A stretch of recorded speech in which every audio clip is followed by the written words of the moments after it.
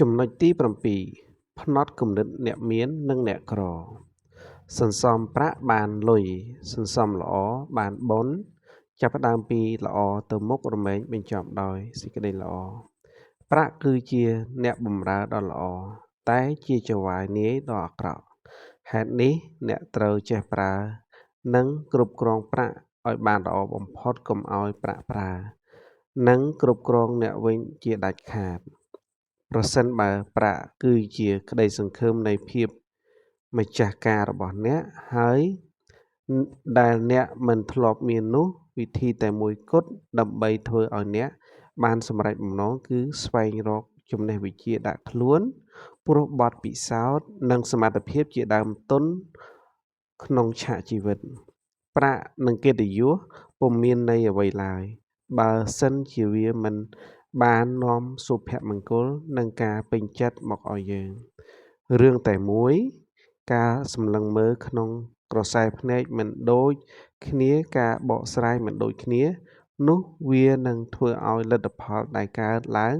ក៏មិនដូចគ្នាដែរផ្នត់គំនិតគឺជាគំនិតទស្សនៈឬជាជំនឿដែលមានកន្លងមកហើយបានក្លាយជាទម្លាប់ដែលពិបាកនឹងធ្វើការផ្លាស់ប្ដូរអាចកំបាំងនៃផ្នត់គំនិតអ្នកមាននិងអ្នកក្រដែលលោកអ្នកគួរពិចារណាអ្នកមានគេជឿជាក់ថាគេជាអ្នកបង្កើតជីវិតរបស់គេអ្នកក្រតែងគិតថាជីវិតជាអ្នកបង្កើតគេអ្នកមានបដិញ្ញាឲ្យក្លាយជាអ្នកមានអ្នកក្រតែងចង់មានអ្នកមានការគិតរបស់គេទូលំទូលាយអ្នកក្រតែងគិតខ្លីនិងចង្អៀតចង្អល់អ្នកមានផ្ដោតទៅលើតែឱកាសអ្នកក្រតែងផ្ដោតទៅលើតែបញ្ហាអ្នកមានចងមិត្តជាមួយមនុស្សគ្រប់ស្រទាប់វណ្ណៈអ្នកក្រតែងមានការគិតអវិជ្ជមានហើយចូលចិត្តចងមិត្តជាមួយបុគ្គលអវិជ្ជមានដូចគ្នាអ្នកមានសរសើរអ្នកដែលជោគជ័យអ្នកក្រតែងរិះគន់ពេលឃើញអ្នកដទៃជោគជ័យអ្នកមានឲ្យតម្លៃនិងស្រឡាញ់ខ្លួនឯង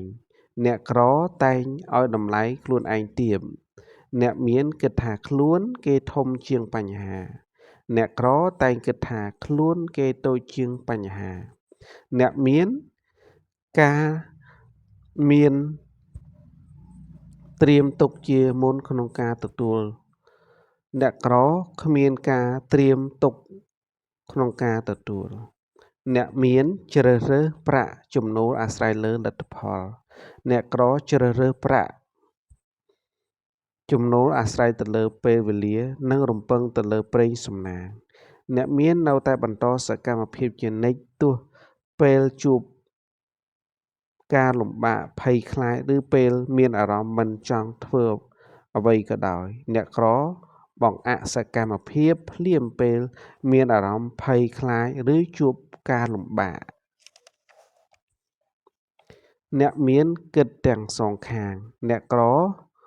រើសអានេះចោលអានោះអ្នកមានជាអ្នកគ្រប់គ្រងនិងចាត់ចែងលុយដ៏អស្ចារ្យអ្នកក្រមិនចេះគ្រប់គ្រងនិងទុកដាក់លុយអ្នកមានប្រើលុយដើម្បីផលិតលុយអ្នកក្រធ្វើការដើម្បីលុយអ្នកមានបន្តការរៀនសូត្រនិងអភិវឌ្ឍខ្លួនឯងអ្នកក្រមិនបន្តការរៀនសូត្រទេព្រោះគេតែងគិតថាគេចេះអស់ហើយ